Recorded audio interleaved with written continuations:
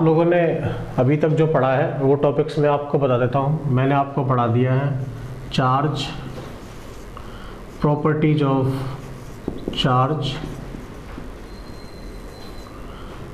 Numericals of quantization of charge. उसके बाद हमने पढ़ा था force between charges, Coulomb's law,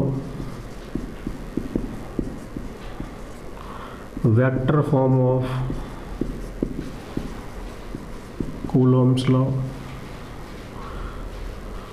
dielectric constant,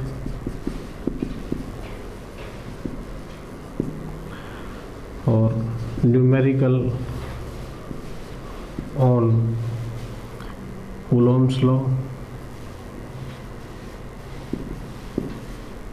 ये आपने अभी तक पढ़ा हुआ है। तो चार्ज के बारे में आपको क्लियर है कि चार्ज क्या है, प्रॉपर्टीज ऑफ चार्जेस क्या क्या है। तो प्रॉपर्टीज ऑफ चार्जेस में मेन दो प्रॉपर्टी है, कंजर्वेशन एंड क्वांटाइजेशन। उसी के बेस पे हमने न्यूमेरिकल किया था कि क्वांटाइजेशन के न्यूमेरिकल हमें कैसे सॉल्व करने हैं। तो मैंने आपको दो न्यूमेरिकल सॉल्व करके भी बताए थे। फोर्स बिटवीन चार्जेस में जो फोर्स लगता है दो चार्जेस के बीच में वो या तो अट्रैक्टिव होगा या रिपल्सिव होगा। अब जो अट्रैक्शन का या रिपल्शन का फोर्स लग रहा है वो कौन सा हो गया, वो हो गया कूलॉम्स लॉ। कूलॉम्स लॉ के अकॉर्डिंग हम ये बताते हैं कि वो फोर्स किस तरह से वेरी करता है, वो दोनों चार्जेस के मैग्नीट्यूड पे कैसे डिपेंड करेगा और उनके बीच की जो डिस्टेंस है उस पे कैसे डिपेंड करेगा। उसके बाद फिर मैंने आपको बताया था कि कूलॉम्स लॉ जो हम सिंपल फॉर्म में पढ़ते हैं वो हमें सिर्फ और सिर्फ क्या देता है, मैग्नीट्यूड। लेकिन क्योंकि फोर्स एक वेक्टर क्वांटिटी है तो हमें क्या चाहिए, डायरेक्शन। इसीलिए हम फिर vector form of Coulomb's law में दोनों चीज़ें एक साथ फाइंड आउट कर लेते हैं। क्या क्या, उसमें हमें मैग्नीट्यूड भी मिल जाएगा, उसमें हमें डायरेक्शन भी मिल जाएगी। तो एक ही एक्सप्रेशन में magnitude as well as direction हम एक्सप्रेस कर सकते हैं। उस फॉर्म को हम कहते हैं vector form of Coulomb's law. उसके बाद मैंने आपको बताया था डाइलेक्ट्रिक कांस्टेंट क्या है। तो डाइलेक्ट्रिक कांस्टेंट हम K से डिनोट करते हैं और उसको हम डिफाइन करते हैं force in air upon force in medium. Force in air upon force in medium का फॉर्मूला जब हमने प्लेस किया तो K की वैल्यू आ गई थी epsilon m upon epsilon naught. तो epsilon m upon epsilon naught जो था उसी को हम रिलेटिव परमिटिविटी भी कहते हैं। तो ये आपको समझ में आ गया होगा। उसके बाद न्यूमेरिकल ऑन कूलॉम्स लॉ, तो मैंने आपको 4 न्यूमेरिकल सॉल्व करके बताए थे और आई होप वो भी आपको समझ में आ गए होंगे। क्लियर है? तो हमने यहाँ तक देख लिया। तो कूलॉम्स लॉ का फॉर्मूला क्या है, F is equal to K Q1 Q2 by R square. ये है कूलॉम्स लॉ। अब दो चार्जेस के बीच में तो फोर्स हम इजीली फाइंड आउट कर लेते हैं, लेकिन अगर दो से ज़्यादा चार्जेस हुए तो फिर हमें किस तरह से फोर्स फाइंड आउट करना है वो हमें निकालना होगा with the help of superposition principle. क्या देखेंगे हम, सुपरपोजिशन प्रिंसिपल। तो नेक्स्ट हम पढ़ रहे हैं सुपरपोजिशन प्रिंसिपल। क्या होगा सुपरपोजिशन प्रिंसिपल, कि if there are more than 2 charges then how can we calculate force on one charge due to other charges. जैसे अगर मान लीजिए यहाँ पे एक चार्ज है Q0, एक चार्ज है यहाँ पे Q1, यहाँ पे है Q2, यहाँ पे है Q3 और इसी तरह यहाँ पे है Qn। इसकी जो डिस्टेंस है वो दी हुई है R1, इसकी जो डिस्टेंस है वो R2, इसकी डिस्टेंस दी हुई है R3 और इसकी डिस्टेंस दी हुई है Rn।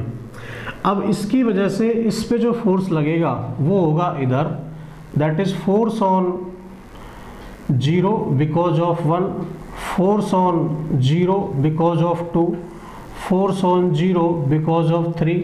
इसी तरह ये आएगा force on 0 because of n, क्योंकि फोर्स कैसी क्वांटिटी है, वेक्टर क्वांटिटी है।